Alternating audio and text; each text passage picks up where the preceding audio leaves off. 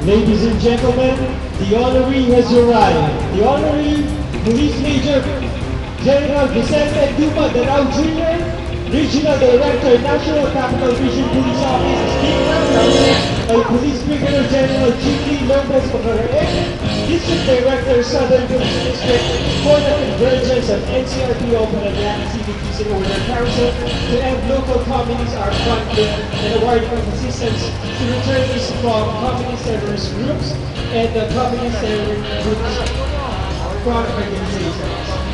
For your honors, a round of applause for the honoree Police Major Vicente Dupa Danao Jr.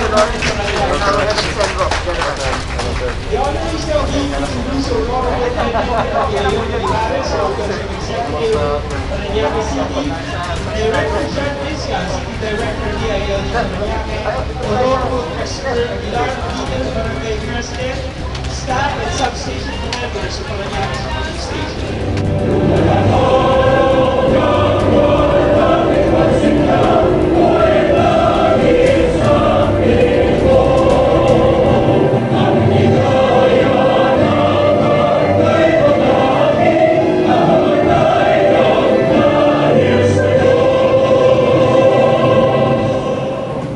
With your permission, may we have Police Colonel Maximo Trial Sebastian Jr., Chief of Police, Parañaque City Police Station, for the acknowledgement of the participants. Magandang hapon po sa ating lahat. Isang karangalan ng pakilala na mapanawin natin na siyang haligi upang manatili ang kapayapaan sa ating lungsod at sa Kalakhang, Maynila. Ang napakasipag at ang ehemplo ng tunay na lingkod bayan, ang aking idolo, ang ama ng serbisyong tama, ang Regional Director ng NCRPO, Police Major General Vicente Dupa Danao Jr.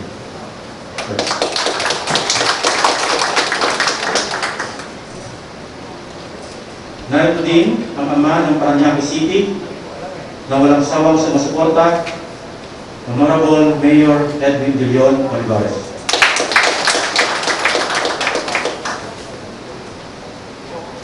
Ang matikas na District Director ng Southern Police District, si Police Brigadier General Jimmy Lopez Pacaraeg.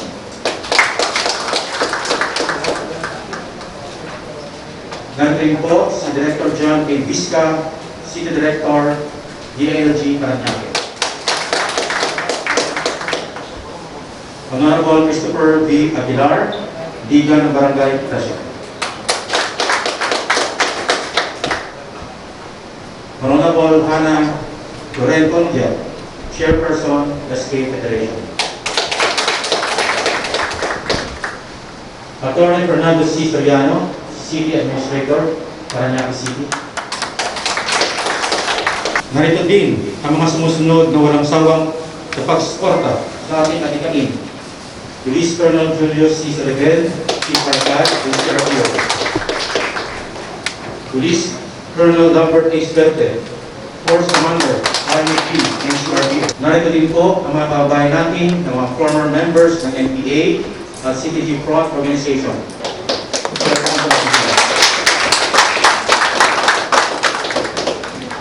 Sa hanay ng pambansang pulisya, sa mga kaibigan natin sa media at mga panauhin na narito, muli, magandang hapon po sa ating lahat.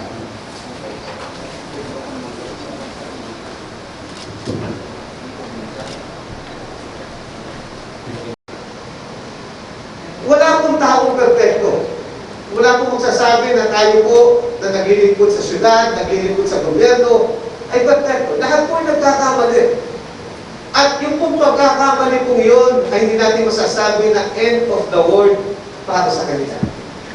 Nandito tayo na naglilingkod sa ating pamahalaan na dapat bigyan po natin ng pagkakataon na makabalik sa maayos na kalagayan ang bawat isang Pilipino upang mabigyan po ng katugunan na lahat po ng kanilang pangangailangan. Kaya ako, dito po kami sa lungsod ng Parañaque, kasama po ang aming Vice Mayor Goles, 10 ng aming mga kapitan, mga kusihan, ay masaya-masaya na nakita po namin itong 16 na returnee na nagbalik kalooban para po sa ating pong pamahalaan.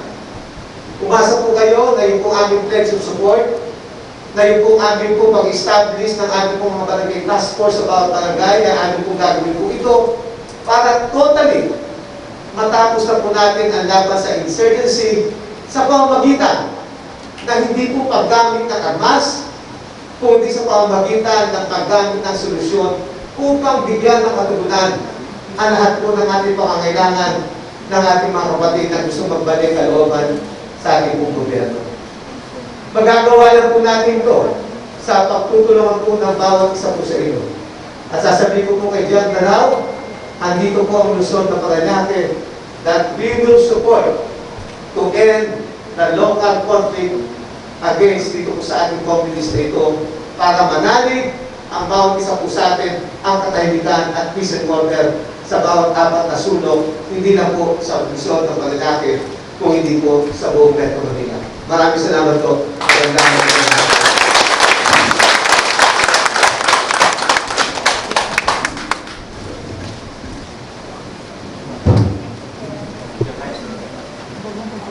Thank you, sir.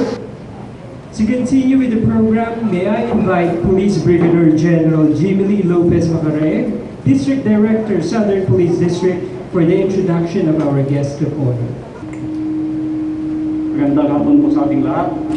Atin kong karangalan na ipakilala sa inyo ang ating Regional Director, NCRPO, ang ama ng serbisyong tama, tapat, may tapang at malasakit para sa mamamayan, Police Major General Vicente Dupa Danao Jr.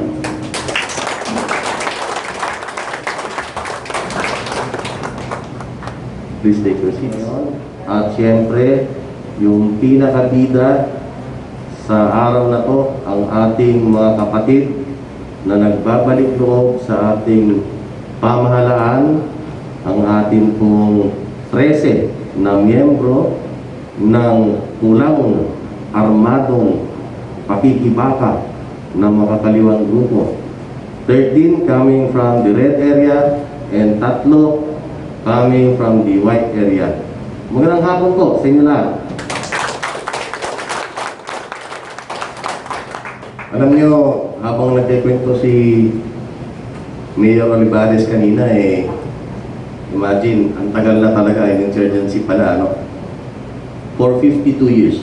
We have been dealing with this problem of insurgency for more than 52 years. I'm now 54. You're me. And kung titignan po ninyo, 2 years pa lang ako, andito na po itong problema to. And if I remember it right, mga kapatid natin, na ngayon lang sumurrender. Alam niyo, sabi ko sa classmate ko kanina, Bok, ilang years na nga tayo ulit? Sabi niya, 30 years. Alam niyo ba kung saan ang una kong assignment? May kwento ko lang, you're me. 30 years ago, mga kapatid, my first assignment was Surigao Sur. It is the place where the first Medal of Valor of the Philippine National Police was awarded. Yung lugar mismo kung saan doon nakuha yung first Medal of Valor, ako po ang pumalit doon. That is Colonel Silado. Buhay pa yun ngayon. He is the first PNP Medal of Valor.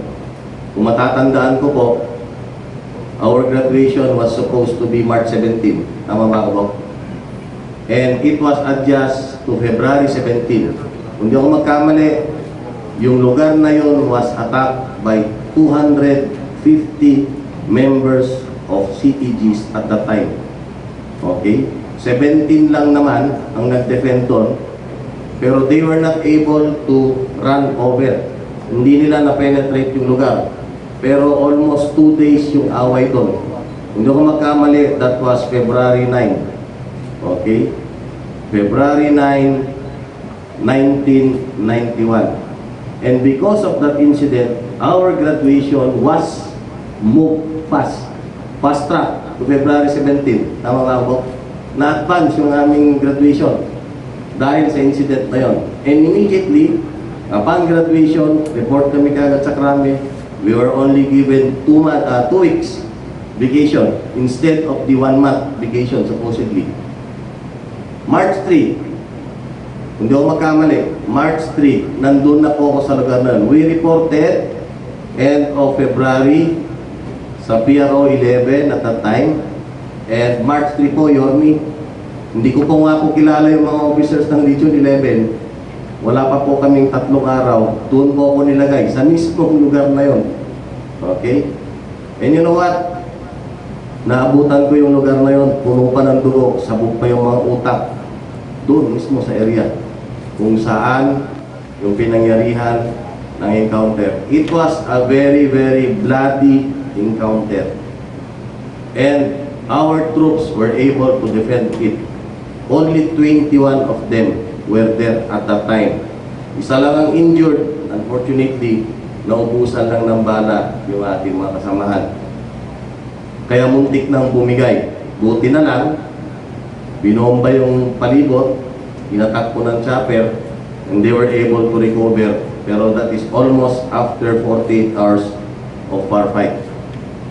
Bakit ko po ito kinikwento? Kasi po kung makikita ninyo, ito yung isa sa pinaka hindi magandang pangyayari at that time. There were about 50 dead CTGs. 50 na mga NPA ang namatay doon. And kung titignan ninyo yung area, karamihan po ng namatay, kung makita po ninyo yung pictures, mga bata. Okay? These are also victims of the illegal recruitment and deception made by the CPP-NPA up to now. Tunog, yung iba po doon ay lamo sa droga, Yormi. Okay? So makikita po ninyo, they were just lured and they were just used by this left group to join their cause na hindi ko alam ano pinaglalaban nila na hanggang ngayon na pagkikibaka na alam ko naman karamihan din ay panluloko rin. And kung nakita po ninyo mga kapatid ko, no, we're just very happy because we have a president now who is dead serious in ending the problem of the local terrorists. Kaya nga po inilaunch niya yung Executive Order number 70 that once and for all, we should end the local communist terrorists. Sabi nga kailan natin ihihinto to?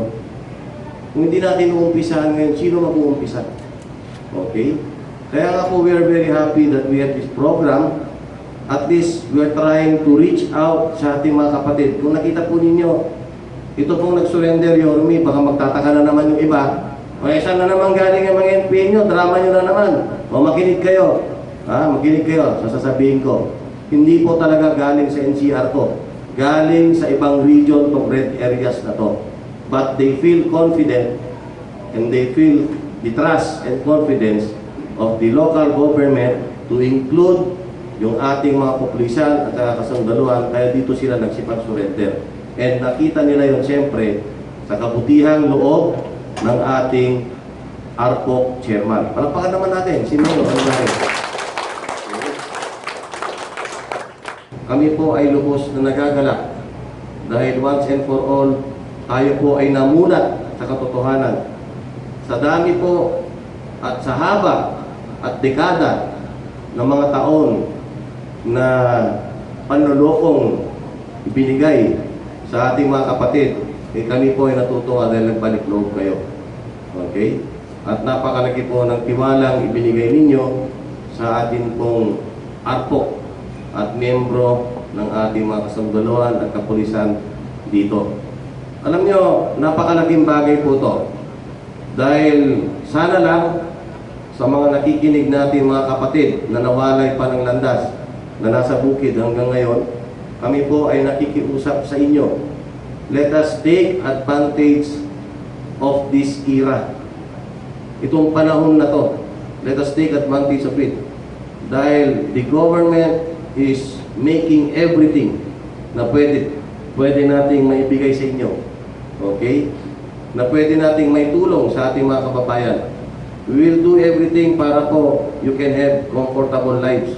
Kung hindi man po natin siguro maibigay at least kahit konti, pakonti-konti, dahan-dahan po tayong mabangon. Kung makikita po ninyo, lahat po tayo ay apektado ng pandemic. Hindi po kung magkamali, 2018, we're already up. Okay? We are one of the tigers ng buong Asia. Kung hindi po kung magkamali, 2018. So many investors are going. I know that. Why? I was the director of NPD at that time. And halos every day, so many investors, so many ambassadors coming from the different countries, having a courtesy call with our government, having a courtesy call sa Malacanang, and marami po silang dalang package, investment package for the benefit of our country. Unfortunately, we have this pandemic and boom, ito na naman. Okay? So sa ating mga kapatid na nandito, I just hope hindi po kayo mawalan ng pag-asa. Sabi ko nga, kami po ay patuloy na maggagabay sa inyo at ibibigay po ang pwedeng maibigay naming tulong para po makagaan sa inyong pamumuhay. Pagdamutan po ninyo yung mga konting cash na naibigay sa inyo at saka yung mga konting goods na ibibigay pa sa inyo na galing po sa inyong lokal na pamahalaan at inyong kapulisan. Asahan po ninyo ng inyong kapulisan ay laging naririto na magbibigay ng serbisyong tama, lalong-lalo na sa mga kapatid natin na sumurender na nagbabalik loob sa ating pamahalaan. Serbisyong tama, tapat, may tapang at malasakit sa buong sambayan ng Pilipino, lalo na sa mga kapatid nating katulad ninyo. Mabuhay kayo and maraming salamat. God bless.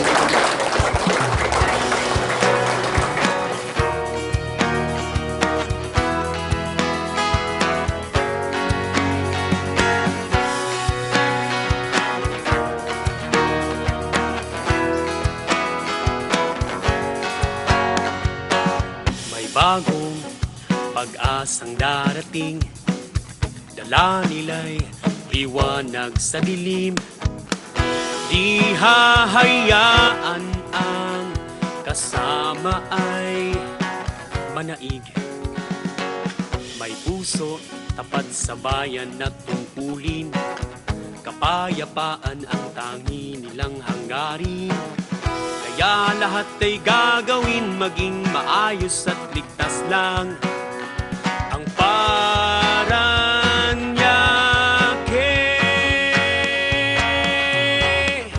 nandito na sila, wag nang mabahala, wag nang mangangamba, pagkat ang tropa ay laging nakahanda.